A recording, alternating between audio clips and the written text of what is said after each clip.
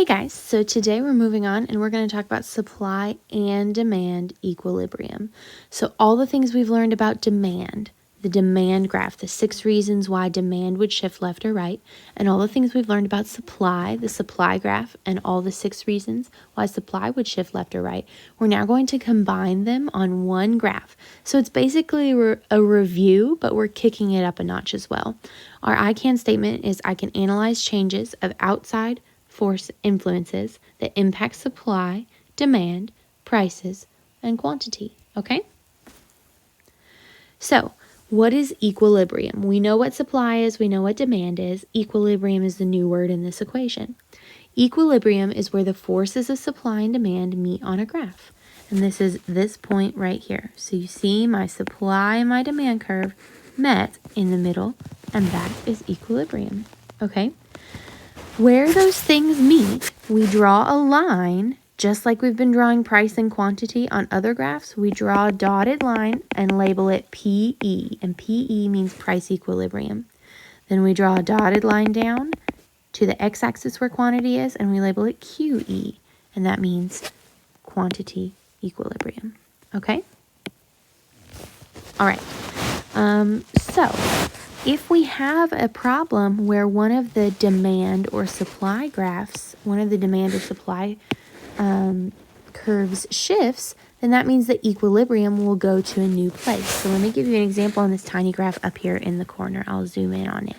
Let's say that if we're making peanut butter, the price of buying peanuts goes up. So we have to have peanuts to make peanut butter in our factory. That would cause supply to shift to the left. Okay? So we would draw an arrow showing that supply shifted to the left. We would label it supply sub 1. But as you can see, where the supply curve and the demand curve meet now is a different spot. So we have to move the P and the E. So what we would do is start at that new equilibrium and go over. And this is P sub 1 now, okay? And then we would start at that equilibrium and go down. And this is Q sub 1. So what happened from the original equilibrium to the new equilibrium? We have to draw arrows and show. So from the original, price went up, but quantity went down. Okay, and that's what happened when the supply curve shifted. That's just one example. And so the reason that we combine supply and demand graphs here and we find out what price and quantity would be for each of these goods that we're learning about is because this is way more realistic than just a regular demand or a regular supply. Wow, I got those backwards. Good job. We can now see in a market of a good how both supply and demand work together to change the price and quantity desired or quantity supplied of an item.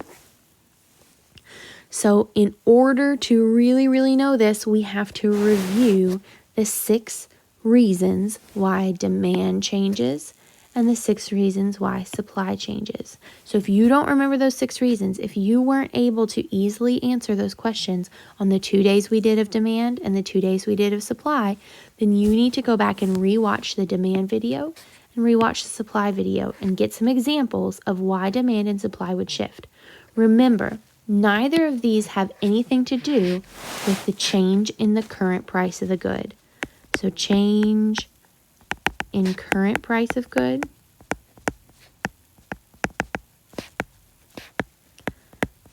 is not this graph, okay? This graph would be change in outside forces that shift the supply and demand curve. And these 6 reasons are those outside forces for each one. You might as well memorize them, guys. You're going to need to know them, okay? So let's practice. The first thing we have to do is know what the market is, okay? So what is the graph actually about? In this graph, in regards to the Christmas decorations market, okay? So if we're looking at all the decorations they put up in Hobby Lobby and Walmart, they've already got their Christmas decorations out. That's our market, okay? Then we have to decide what the problem asks. Is it a supply issue or is it a demand issue? Who is it going to impact first, the suppliers or the producers or the people that demand things, us, the consumers. So we either have to put ourselves in the eyes of a business owner and be a supplier, or a consumer and be someone demanding goods. So if we look at this one, in regards to the Christmas decorations market, the price of glass goes up. Actually, let me go back and answer here first, okay? Note the market first. What was the market? The market was Xmas decorations, Christmas decor, okay? Then, is it a supply or demand issue? Who does it impact first? The price of glass goes up. So, glass would be something that Christmas ornaments are made out of, right? Christmas decorations are made of glass. You've got glass candelabras. You've got glass ornaments. You've got glass that goes on light bulbs. So, if I'm making Christmas decorations and glass goes up, this is going to be a supply issue. So the answer is it's a supply issue. What curve will it shift in which way? We decided it was supply. And if the price of glass goes up, well, that's an input cost. And if our input costs get more expensive, we make less goods. So we know this curve is going to shift to the left. It's going to decrease. Our supply, our ability to supply Christmas decorations is going to decrease because it's so expensive to buy glass and make them into ornaments and lights. So then what happens to P and Q? And this is where we have to get pretty specific on our graph. We have our original graph, supply, demand. We have our original equilibrium, PE and QE. Well, we said in the problem that supply shifts to the left. So let's make that shift. I'm going to do it in pink over this blue line. We would shift supply to the left so it decreases. We would label it S sub 1 and give ourselves an arrow so that we know that it shifted from here to here. Okay? But now we have to find a new equilibrium. Our original equilibrium was here, but that is no longer the case. Where supply meets demand is the equilibrium. So here's supply, here's demand. Oh, I found the point where they crossed. Put a dot on it. And then follow a line over to price, and you label it with a new name, P sub 1, and follow a line down to quantity, and label it with a new name, quantity sub 1. But we're not done yet, okay? We have to draw the arrows, and the arrows will help us answer the questions. So from the original equilibrium, price and quantity, to the new one, price and quantity, what happened to price? As you can see, price went up. So I can put P went up. What happened to quantity? From here to here, quantity went down. Quantity went down. Okay? And then we got to think, how does this have a long-term market effect? And I'm not really going to ask you this in class, but just be thinking this is the real aspect of economics that sometimes we get lost when we're just trying to figure out the graphs. If the price of glass goes up for Christmas decorations, well, then people are going to buy less Christmas decorations. Well, let's start with producers are going to produce less because it's expensive to make them. So there might be a shortage. And if there's a shortage, then the producers, the Hobby Lobbies, the Walmarts, the Michaels, the Joann Fabrics that sell these Christmas decorations will increase their prices. People will buy less Christmas decorations. Christmas is a huge time of year and the Christmas decoration industry is giant. But if people are buying less in general, then that's really going to hurt an entire industry that pops up every single year. Now, are Christmas decorations really that important? No, but we always want to think about long-term market effects. All right, let's go through and do one then, okay?